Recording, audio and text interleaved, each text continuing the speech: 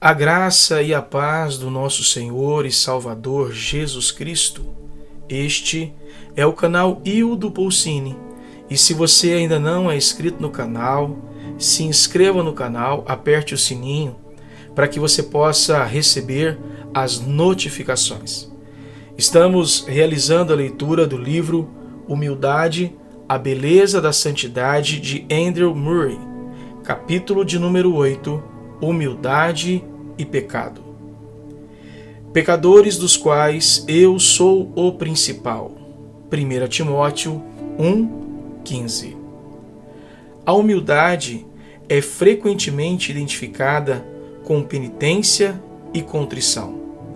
Como consequência, parece não haver outra maneira de cultivar a humildade a não ser mantendo a alma ocupada com o seu pecado. Aprendemos, penso, que a humildade é algo diferente e além disso. Vimos no ensinamento de nosso Senhor Jesus e das epístolas do Novo Testamento quantas vezes a virtude é mostrada sem nenhuma referência ao pecado. Na própria natureza das coisas, na relação completa da criatura com o Criador, na vida de Jesus, como ele a viveu e a compartilha conosco.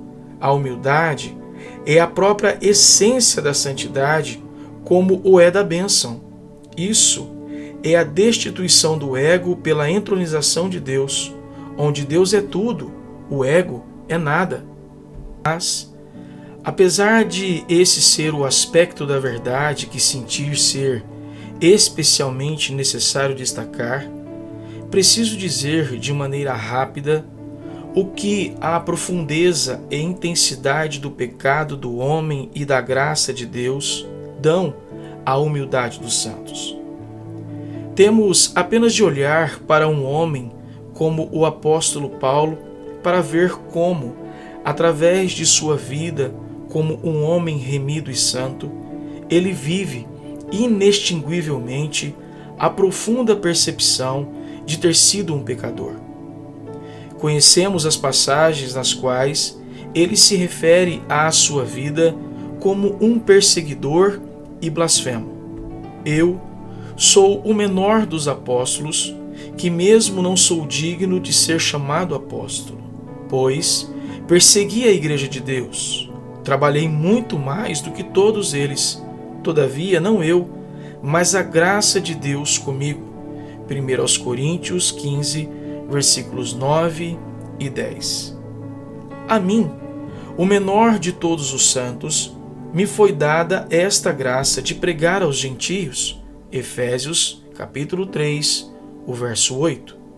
A mim, que noutro tempo era blasfemo e perseguidor e insolente, mas obtive misericórdia, pois o fiz na ignorância, na incredulidade.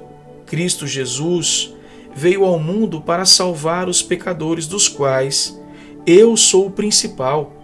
1 Timóteo, capítulo 1, versículos 13 a 15. A graça de Deus o salvou. Deus nunca mais se lembrou do seu pecado, mas Paulo nunca poderia esquecer quão terrivelmente havia pecado.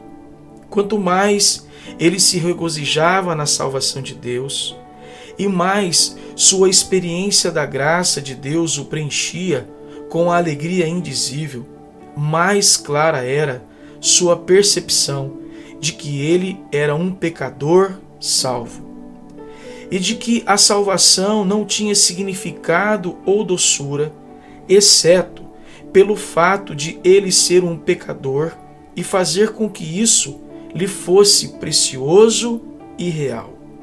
Nunca, nem por um momento, ele poderia esquecer que foi um pecador que Deus tomou nos braços e coroou com o seu amor. Os textos que acabamos de citar são frequentemente citados como a confissão de Paulo de seu diário pecar. Você tem apenas de lê-los atentamente em seu contexto para ver quão pouca relação eles têm com isso. Esses versículos têm um significado amplamente profundo, pois se referem ao que dura pela eternidade e dará seu profundo e suave som de assombro à adoração, à humildade, com a qual o remido adora diante do trono, como aquele que foi lavado de seus pecados no sangue do Cordeiro. Nunca, nunca, nem mesmo na glória, eles podem ser outra coisa a não ser pecadores redimidos. Nunca, nem por um momento nessa vida, o Filho de Deus pode viver na luz plena do seu amor, a não ser quando sente que o pecado do qual foi salvo é seu único direito e título para tudo que a graça prometeu fazer. A humildade com a qual, primeiro, ele apareceu como um pecador diante de Deus, adquire um novo significado. Ele aprende como ela o tornou uma criatura. E depois, continuamente, a humildade na qual ele nasceu como uma criatura tem sua mais profunda, mais rica forma de adoração, na memória de que se deve ser um monumento do maravilhoso amor redentor de Deus. A verdadeira importância do que essas expressões de Paulo nos ensinam vem-nos todas mais fortes quando reparamos o notável fato de que, através de toda a sua trajetória cristã, nunca achamos da ponta de sua pena, nem mesmo naquelas epístolas em que temos suas mais intensas confissões pessoais, qualquer coisa como confissão de pecado. Em nenhum lugar há menção de fraqueza ou defeito. Em nenhum lugar algum há sugestão aos seus leitores de que ele tenha falhado em obrigação ou tenha pecado contra a lei do perfeito amor. Ao contrário, há passagens, não poucas, nas quais ele vindica a si mesmo em linguagem que nada significa senão apela para uma vida sem falta diante de Deus e diante dos homens. Vós e Deus sois testemunhas do modo porque piedosa, justa e irrepreensivelmente procedemos em relação a vós outros que credes. 1 Tessalonicenses 2:10. Porque a nossa glória é esta, o testemunho da nossa consciência, de que com santidade e sinceridade de Deus, não com sabedoria humana, mas na graça divina, temos vivido no mundo, e mais especialmente para convosco. 2 Coríntios 1:12. Isso não é um ideal ou uma inspiração, é um apelo para aquilo que sua verdadeira vida foi.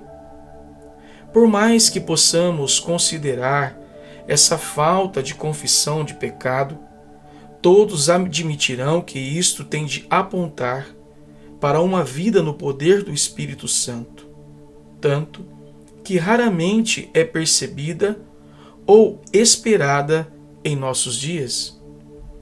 O ponto que desejo enfatizar é este, que o próprio fato da carência de tal confissão somente dá mais força para a verdade de que não é no pecar diário que o segredo da humildade profunda será encontrado, mas na habitual posição, nunca, nem por um momento pode ser esquecido, a qual tão somente a mais abundante graça manterá mais distintamente vivo e ativo o fato de que nosso único lugar, o único lugar de bênção, nossa única posição de habitar diante de Deus tem de ser aquela daqueles cuja maior alegria é confessar que são pecadores salvos pela graça.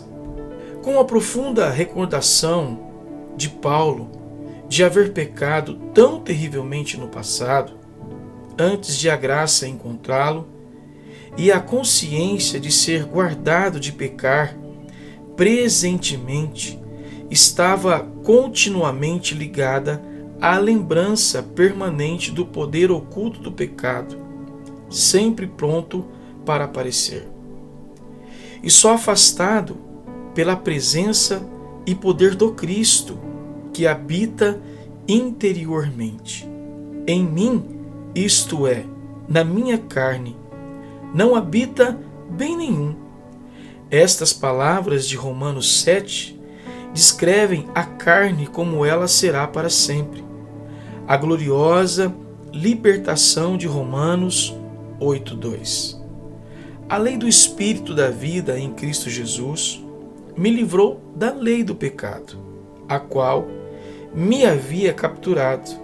Não é nem a aniquilação, nem a santificação da carne, mas uma vitória contínua dada pelo Espírito, quando ele mortifica os efeitos do corpo.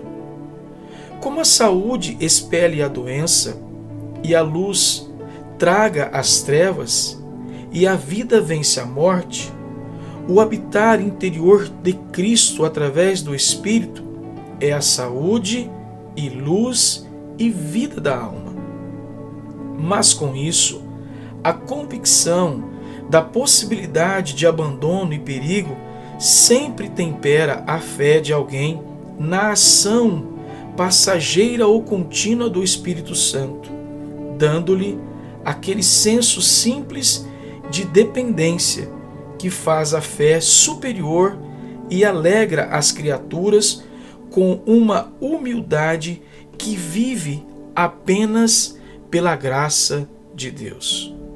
Todas as três passagens anteriormente citadas mostram que foi a maravilhosa graça dada a Paulo e da qual ele sentia necessidade a todo momento, que o humilhava tão profundamente. A graça de Deus que estava nele e o capacitava a laborar mais abundantemente do que todos os outros, a graça para pregar aos idólatras as insondáveis riquezas de Cristo, a graça que sobrepujava abundante com a fé e o amor que estão em Cristo Jesus. Isso era a graça da qual é a própria natureza e glória ser para pecadores, a qual mantinha tão intensamente viva a consciência de ele ter pecado uma vez e de ser sujeito a pecar. Onde abundou o pecado, superabundou a graça. Romanos 5:20. Isso revela quanto a própria essência da graça é tratar com o pecado e afastá-lo, e como ela deve ser sempre. Quanto mais abundante a experiência de graça, mais intensa a consciência de ser um pecador. Não é o pecado, mas é a graça de Deus mostrando a um homem e sempre o lembrando de que foi pecador, que irá mantê-lo verdadeiramente humilde. Não é o pecado, mas é a graça que me fará de fato conhecer-me como um pecador, e irá fazer do lugar das mais profundas auto-humilhações do pecador o lugar que nunca deixarei. Temo que haja muitos que, pelas fortes expressões de autocondenação e autoacusação, têm buscado humilhar-se e têm de confessar com pesar que um espírito humilde, um coração de humildade, que é acompanhado de bondade e compaixão, de mansidão e tolerância, ainda está tão longe como sempre esteve. Estar ocupado com o ego, mesmo na mais profunda autoaversão, não pode nunca nos livrar do ego. E a revelação de Deus, não apenas pela lei, condenando o pecado, mas pela sua graça libertando dele, que nos fará humildes. A lei pode quebrar o coração com temor, mas é apenas a graça que trabalha aquela doce humildade que se torna uma alegria para a alma, como sua segunda natureza. Foi a revelação de Deus em sua santidade, aproximando-se para fazer a si mesmo conhecido em sua graça, que fez Abraão e Jacó, Jó e Isaías curvarem-se tão baixo. É a alma na qual Deus, o Criador, como o tudo da criatura, no nada ser desta, Deus, o Redentor em sua graça, como o tudo do pecador em sua pecaminosidade, é esperado e confiado e adorado, que irá encontrar a si mesmo tão preenchido com sua presença que não haverá lugar para o ego. Somente então a promessa poderá ser cumprida, a altivez do homem será rebaixada e só o Senhor será exaltado naquele dia. Isaías 2:11.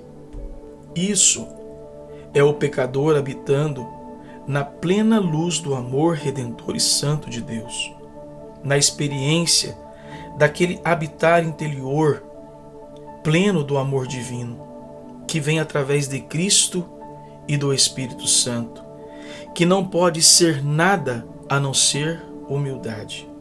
Não estar ocupado com o pecado, mas estar ocupado com Deus, traz-nos libertação do ego. Com a graça de Deus, concluímos aqui o capítulo de número 8 desse livro maravilhoso de Andrew Murray, Humildade, a Beleza da Santidade. Este é o canal Hildo Pulcini. E se você ainda não é inscrito no canal, se inscreva no canal. Aperte o sininho para que você possa continuar recebendo as notificações. Fique na paz do Senhor Jesus. Deus abençoe.